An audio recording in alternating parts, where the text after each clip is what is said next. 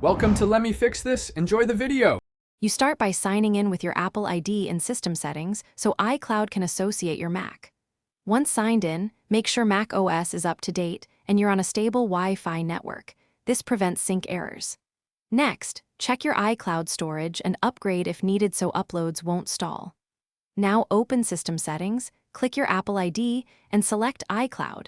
This is where you begin turning on the services you want backed up.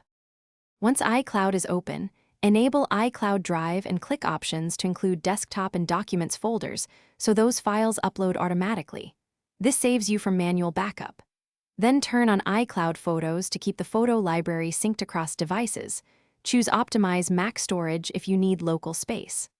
Also toggle Mail, Contacts, Calendars, and any app-specific switches to ensure app data flows into iCloud. Make sure large folders are uploading by watching the progress indicators in Finder and Photos.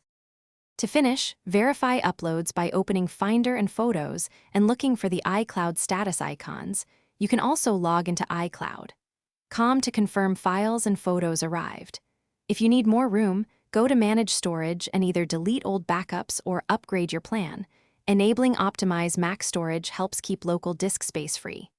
If something goes wrong, restart your Mac, ensure Wi-Fi is stable, and sign out, then sign back into your Apple ID. This often clears stuck uploads and restores syncing. Thanks for watching. If you found this helpful, don't forget to like and subscribe.